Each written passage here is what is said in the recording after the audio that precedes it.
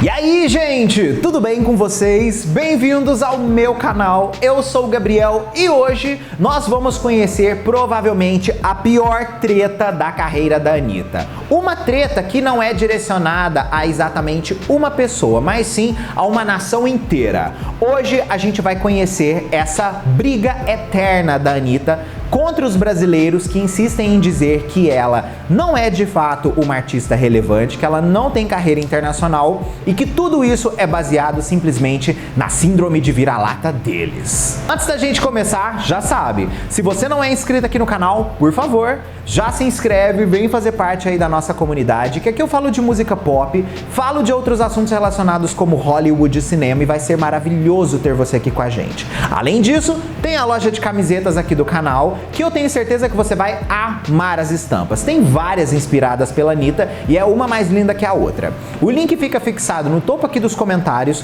ou na descrição desse vídeo se por acaso você quiser conhecer, tá? Tenho certeza, como eu disse aí, que você vai amar, tá? Vai lá conferir. Gente, quando Nelson Rodrigues afirmou a existência do termo síndrome de vira-lata, provavelmente ele não imaginava que isso daí ia, vamos dizer assim, ultrapassar simplesmente o contexto que era totalmente voltado para uma Copa do Mundo e indo parar no mercado inteiro aí quando se fala em música no Brasil.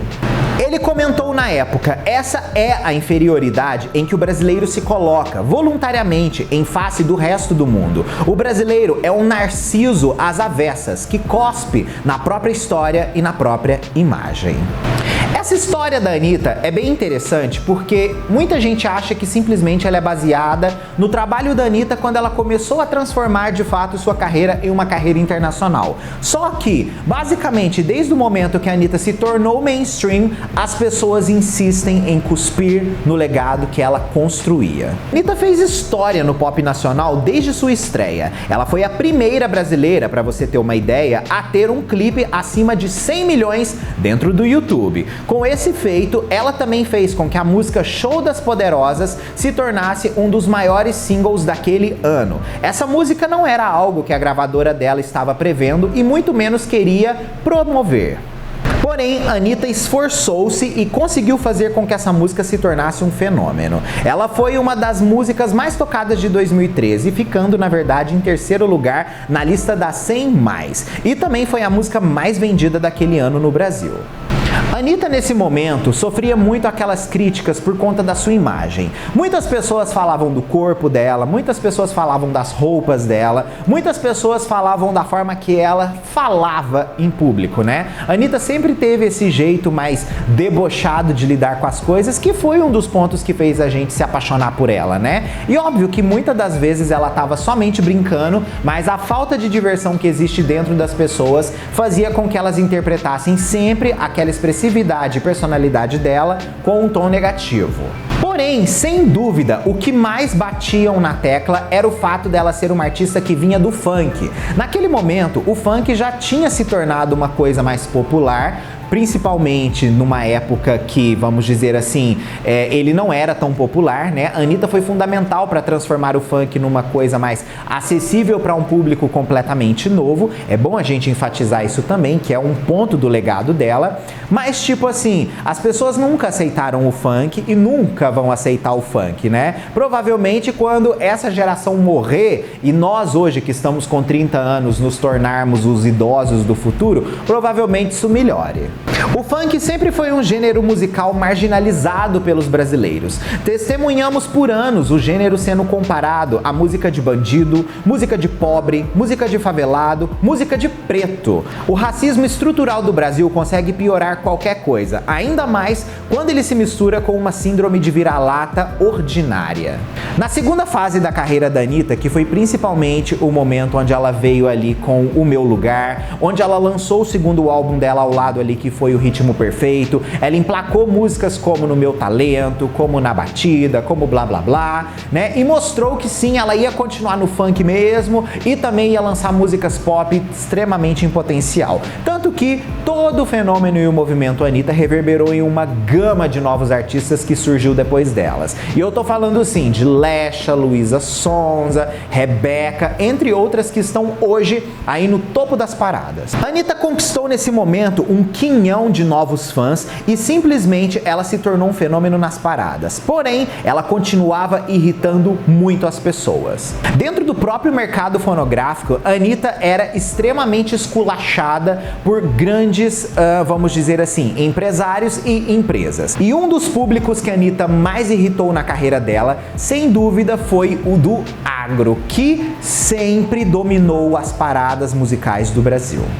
Para pensar comigo, desde quando a gente conhece o Brasil como Brasil, a música sertaneja simplesmente está no top 10 da parada, dominando totalmente. Porém, quando chega uma Anitta, simplesmente isso daí começa a ficar meio que impossível de se manter. Por quê? Porque o público estava apaixonado e consumindo o trabalho daquela menina que veio literalmente do nada, que ainda fazia um trabalho de funk e colocando esse trabalho no topo das paradas. Camila Fialho, que naquela época era empresária da Anitta, fez questão de enfatizar que o agro muitas vezes tentou boicotar o trabalho da Anitta. E ela enfatiza exatamente o ponto quando ela diz: quando nossa música estava crescendo no rádio, vinha um grande multimilionário e comprava simplesmente a rádio, tirando a Anitta da programação. Só que o público era tão forte que obrigava a música a continuar tocando.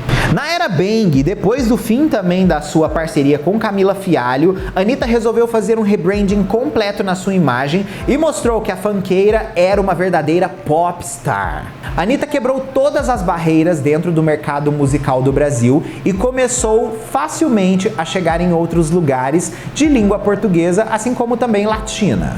Em 2015, ela se tornou a primeira brasileira a ter um #1 no Spotify Brasil com a música Deixa Ele Sofrer, que era o primeiro single da era Bang. Essa foi a 7ª música de Anitta também a ficar no topo do iTunes Brasil, logo apenas algumas horas após o seu lançamento. O videoclipe também passou mais de 1 milhão de visualizações no canal da Anitta, depois de apenas 24 horas, quebrando o recorde de Na Batida e Zen. E por conta de toda essa situação do sucesso da era Bang, ela também conseguiu ser a única brasileira com 2 videoclipes acima de 100 milhões dentro do YouTube. A Anitta recebeu reacts no mundo inteiro das músicas do disco Bang. Todo mundo se mostrou extremamente impressionado pela obra que ela entregava. O álbum no Brasil alcançou a 3ª posição dos mais vendidos naquele ano, com mais de 300 mil cópias vendidas aqui, incluindo streams. O álbum foi um sucesso na sua época. Em 24 horas, comercializou mais de 100 mil cópias, segundo a fala do próprio Faustão. O Bang também se tornou o álbum mais vendido da carreira da Anitta, superando o seu álbum debut de 2013. Mas ainda assim, os brasileiros insistiam em falar que a Anitta e sua carreira não eram reais, não eram orgânicas, como se existisse sucesso orgânico, né? Cá entre nós. Porém, quando a Anitta afirmou que queria começar a internacionalizar a sua carreira e que sim, ia começar a gravar em outros idiomas, os ataques saíram completamente de proporção.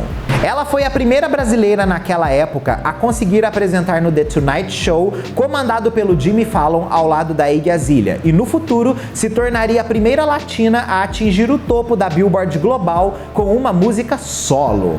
E foi pouco tempo depois dessa época, e já um momento que a Anitta já tinha conquistado muita coisa internacionalmente e que ela tinha se tornado uma das maiores artistas da América Latina, que uma das pessoas mais importantes da história da música pop convidou ela para produzir uma música. Sim, estou falando de Madonna. Você com certeza vai lembrar de toda a comoção que foi a música Faz Gostoso, onde a Anitta ensinou Madonna a cantar em português, mas num português um pouquinho diferente da estrutura lá de Portugal, né? Essa música foi gravada para o trabalho da Madonna, Madame X, que foi um disco onde ela estava endossando todas as influências que ela recebeu na carreira dela, quando ela foi morar em Portugal, no momento que o seu filho queria jogar futebol.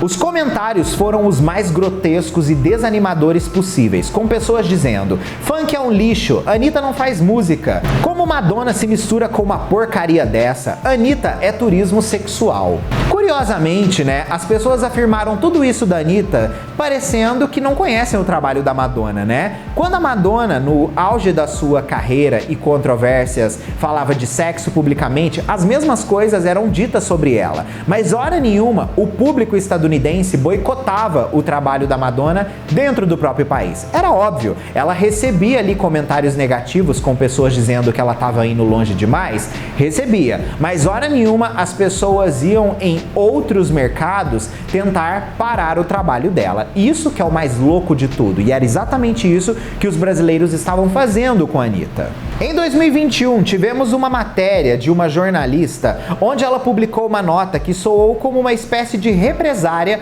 onde ela afirma que tudo que vimos, noticiamos sobre a Anitta e nos últimos anos está acontecendo na carreira dela são simplesmente ações de marketing aumentadas pela sua equipe de comunicação. Segundo essa jornalista, tudo que a Anitta conquistou nos últimos tempos é simplesmente fruto de dinheiro, nada mais do que isso. Porém, é muito curioso esse tipo de coisa ser dita por um brasileiro, principalmente levando em consideração que qualquer carreira demanda o quê? Investimento, né? Provavelmente essa querida que fez essa matéria aí na época, que eu não vou mencionar, obviamente, o nome dela aqui, né? Tava apenas com 2 neurônios disponíveis, né? Porque falar uma coisa dessa, sendo jornalista e escrevendo matérias sobre todo um sistema capitalista o tempo todo, parece muito sem noção, né?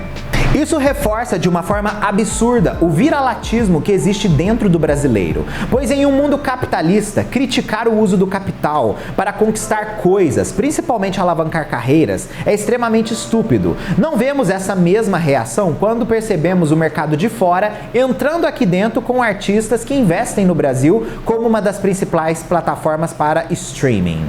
Esse tempo que os brasileiros simplesmente eram invisíveis para o resto do mundo acabou.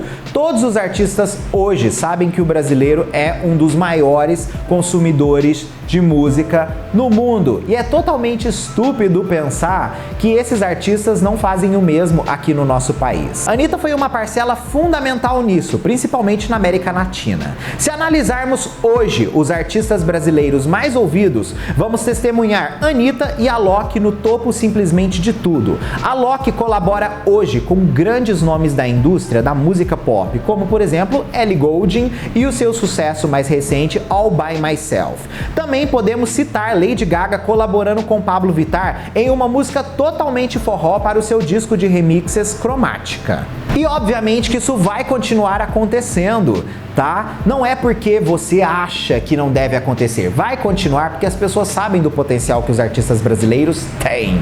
Se tem uma coisa que os artistas brasileiros têm, é condições de entregar um trabalho foda, possibilidade e timing para conseguir fazer isso. O marketing do brasileiro é um dos melhores do mundo porque tá sempre muito à frente do seu tempo. Preciso também enxergar de uma vez por todas, tá? A Anitta não precisa provar mais nada para ninguém, nem para essa nação aí, porque ela já tá num patamar que simplesmente ela devia ser agradecida por tudo que ela fez dentro da cultura pop deste país, principalmente levando lá para fora outros artistas que sempre eram invisibilizados.